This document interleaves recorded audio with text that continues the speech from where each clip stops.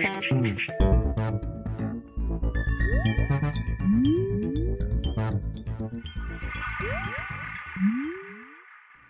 everyone, and welcome to the Vortex, where lies and falsehoods are trapped and exposed. I'm Michael Voris.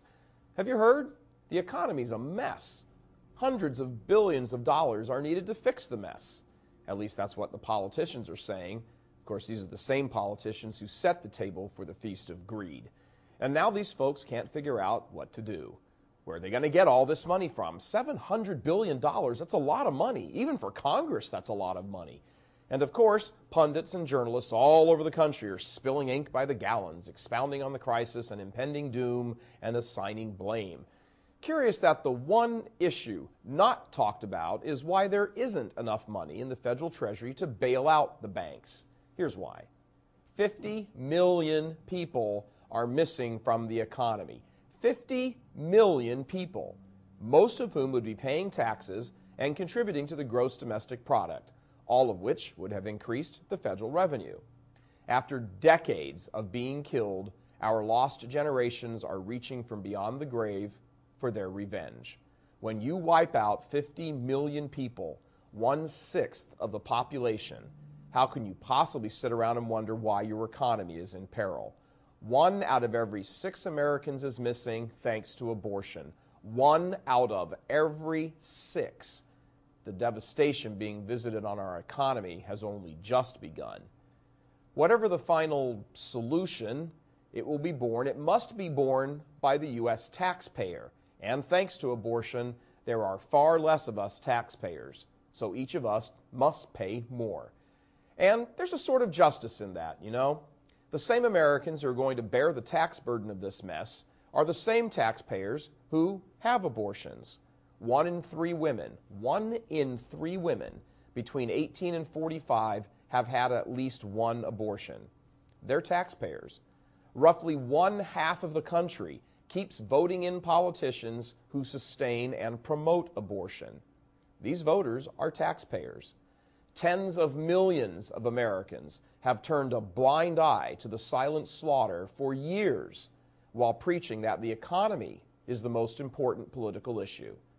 These people are all taxpayers.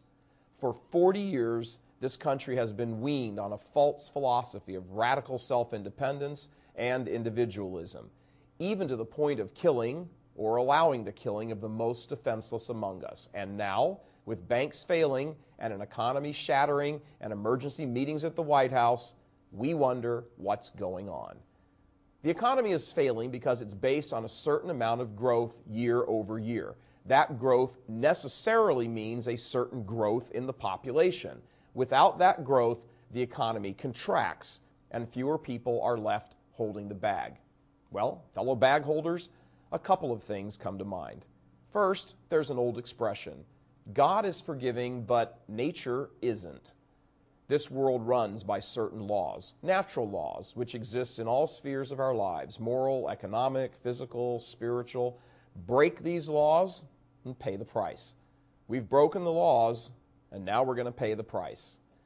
The second thought is this.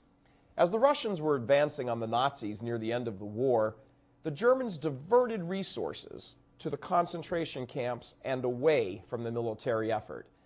As their Nazi empire was crumbling around them, they stepped up the killing of the Jews by having the railroad lines diverted straight to the doors of the gas chambers.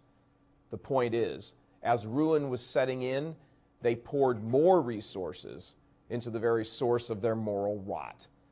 Now, as America is poised to elect a leader who wants to protect, increase, and expand the carnage at the nation's abortion chambers, do we really think that our own national meltdown is going to stop with some bank failures and increased taxes?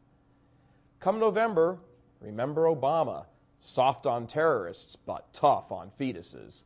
I'm Michael Voris. Now, if you'd like to know some more about this topic, we have a program called The Cost of Abortion. You can click on it right here. It's an hour-long program, and it's the Spotlight feature on the premium channel for Real Catholic TV. This show is available to you for free viewing.